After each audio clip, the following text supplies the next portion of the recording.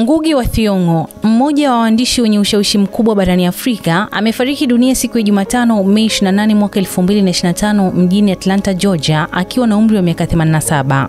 Kifo chake kilitangazwa na binti yake Wanjiku Ngugi, na habari hizo ziliashiria mwisho wa enzi ya gwiji huyo ambaye kazi zake zilibadilisha kabisa fasihi ya Kiafrika na kupigania matumizi ya lugha za asili hata katika shule za Kenya.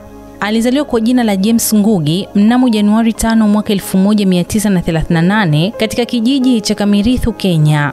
Alikuwa wakati wa kipindi kigumu cha mapinduzi ya Mau Mau, hali iliyomweka karibu na machungu ya ukoloni yaliyomchochea kuwa mkosoaji mahiri wa ubeberu. Alisomea chuo kikuu cha Makerere, Uganda, kisha akaenda chuo kikuu cha Leeds, Uingereza. Riwaya yake ya kwanza Weep Not Child ya mwaka 1964 ilikuwa riwaya ya kwanza kuandikwa kwa Kiingereza na mwandishi kutoka Afrika Mashariki.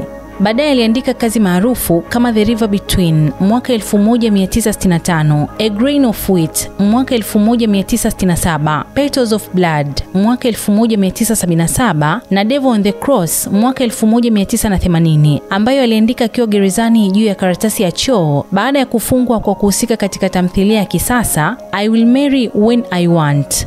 Baada ya kuachana na matumizi ya Kiingereza katika uandishi wake wa kisanaa, Ngugi alianza kuandika kwa lugha ya mama yake, Kikuyu, na kuwa mtetezi mkubwa wa uhuru wa lugha dhidi ya athari za ukoloni wa kitamaduni. Kitabu chake maarufu Decolonizing the Mind mwaka 1986 kimeendelea kuwa msingi thabiti wa mawazo baada ya ukoloni, yani post-colonial thought. Mwaka 1982 alilazimika kuishi uhamishoni na baadaye akaishi na kufundisha nchini Marekani, hasa katika chuo kikuu cha California, Irvine. Kazi zake za baadaye ni pamoja na tamthilia ya kihistoria Wizard of the Crow ya mwaka 2006 aliyoandika kwa Kikuyu kabla ya kutafsiriwa kwa Kiingereza. Ngugi alifunga ndoa na Njeri wa Ndung'u mwaka 1992 na walijaliwa kupata watoto kadhaa, akiwemo Wakoma wa Ngugi ambaye pia ni mwandishi na profesa. Alikuwa baba wa watoto 10 na 4 kati yao walikuwa waandishi maarufu. Katika miaka yake ya mwisho alikumbwa na saratani ya tezi dume, kushindwa kwa figo na matatizo ya kumbukumbu, huku akiishi California baada ya talaka. Urithi wa Ngugi wa Thiong'o umejengwa juu ya imani yake thabiti katika nguvu ya lugha, utamaduni na upinzani.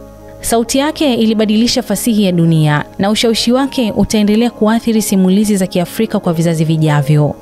Nikukumbushe kupakua app ya SNS Premium sasa, kusikiliza makala za kusisimua, stori za watu maarufu duniani, chambuzi mbalimbali na mambo mengine mengi. Pakua kupitia Play Store au App Store. Mimi ni Bahati Limo na hii ni Simulizi na Sauti.